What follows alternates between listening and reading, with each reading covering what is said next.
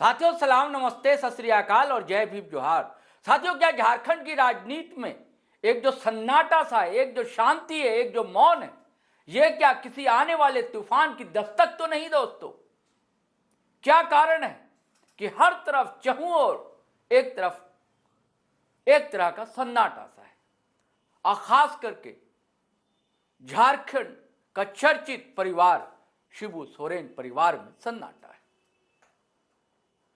आपको पता है दोस्तों, दुर्गा सोरेन बड़े लाडले स्वर्गीय गुरुजी शिबू सोरेन की क्या जलवा था, क्या तूती बोला करती थी, क्या युवाओं के बीच लोकप्रियता थी उनकी, स्वर्गीय दुर्गा सोरेन की।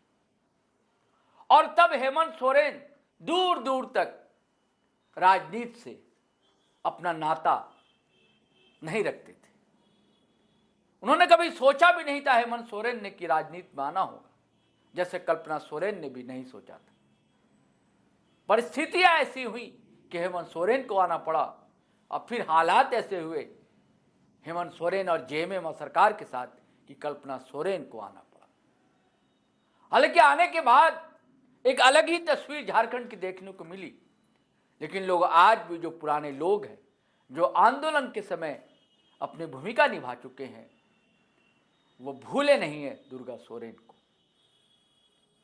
दुर्गा सोरेन के तेवर को, उनके अंदाज को, उनके लहजे को, उनके टोन को कोई भूला नहीं, और ना ही झारखंड भूल सकता है दुर्गा सोरेन को। दुर्गा सोरेन की ही पत्नी है सीता सोरेन, परिवार में थी, एमएलए भी नहीं, ठीक ठाक सम्मान था उनका, लेकिन अचानक भारतीय जनता पार्टी की राजनीतिक चाल में फंस गई वो, और उन्होंने जेएमएम का दामन तोड़ दिया था और भाजपा का झंडा थाम लिया था।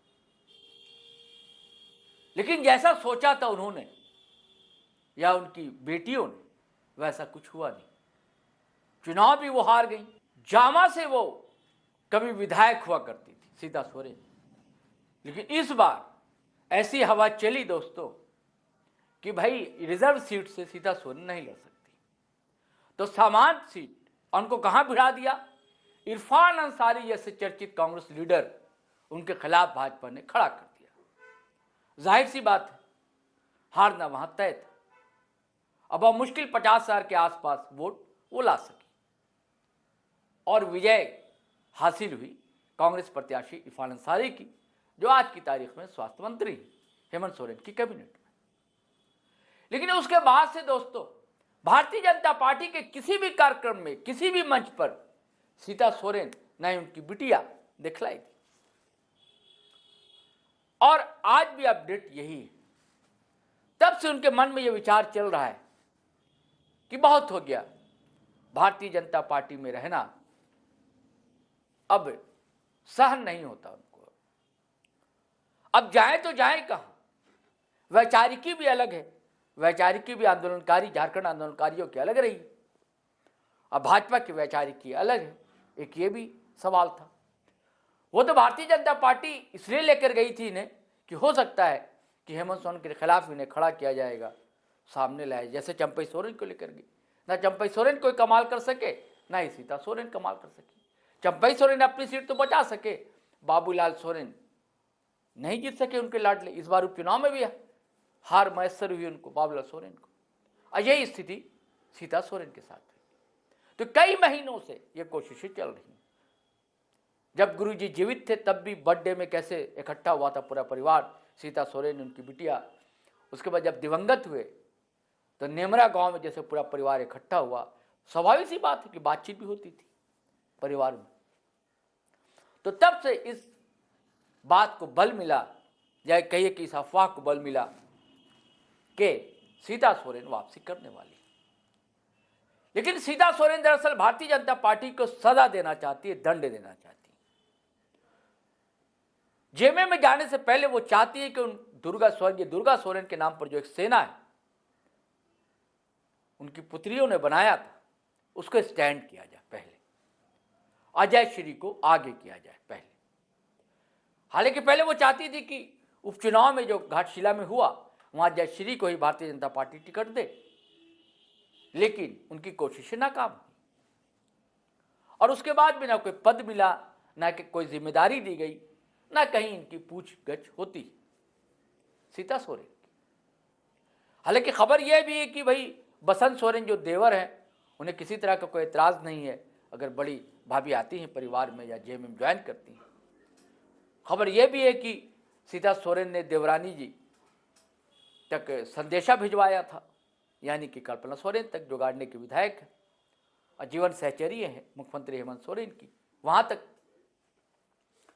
अब उसके बाद की अपडेट नहीं है, लेकिन परिवार में ये बात जरूर चल रही है, विचार किया जा रहा है कि अगर वो आती हैं तो उनका स्वागत किया जाएगा, इसमें दो मत नहीं। लेकिन सीता सोरेन चाह रही कि पहले हम जो दुर्गा सोरेन के नाम पर एक सेना, एक संगठन है, उसे खड़ा किया जाए और उसको लेकर जो बुनियादी सवाल है झारखंड के उन्हें उठाए जाए।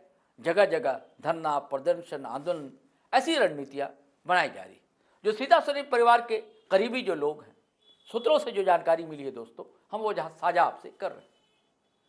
तो ये विचार मंथन चल रहा है सीता सोरेन और उनकी बेटियों के बीच कि पहले दुर्गा सोरेन सेना को एक्टिव किया जाए, सक्रिय किया जाए, और अगर मान लीजिए भारतीय जनता पार्टी को लगता है कि नहीं इनकी बात में दम है, वजन है, इनका इस्तेमाल पार्टी कर सकती है सीता सोरेन का, और कहीं पद, पदवी, सम्मान मिलता है सीता सोरेन को, तो निर्णय वो बदल सकती है। लेकिन अब तक तो खबर यही है कि दुर्गा सोरेन सेना पहले एक्टिव होगी, उसके बाद बिटिया की एंट्री होगी जेएमएम में, यानी कि झामुमो में, और उसके बाद फिर सीता सोरेन भी दामन जेएमएम का थाम सकती है। तो साथियों, ये देखने की बात होगी, लेकिन ये खबर बड़ी है। जो खबर हमें मिली, हम तक पहुंची, मैंने सोचा दोस्तों कि आपसे शेयर किया जाए। तो खबर ये है कि कोई ठीक नहीं है कि कब किसी भी समय जेएमएम का दामन थाम सकती हैं और भारतीय जनता पार्टी को अलविदा कह सकती हैं सीता सोरेन। बस समय का इंतजार कीजिए दोस्तों। मैं हमेशा कहता हूं कि राजनीति में कोई भी चीज़ असंभव होती नहीं है, ना कोई किसी का स्थायी दोस्त होता है, ना ही कोई किसी का स्थायी दुश्मन होता है। चलिए साथियों, आपसे वही आग्रह है कि अगर आपने हमारा चैनल सब्सक्राइब नहीं किया तो कर लीजिए, और वीडियो हमेशा की तरह धड़ाधड़ फटाफट खटाखट शेयर कीजिए, लाइक कीजिए, कमेंट कीजिए। आज्ञा दीजिए, इजाज़त दीजिए। जय हिंद, जय भारत।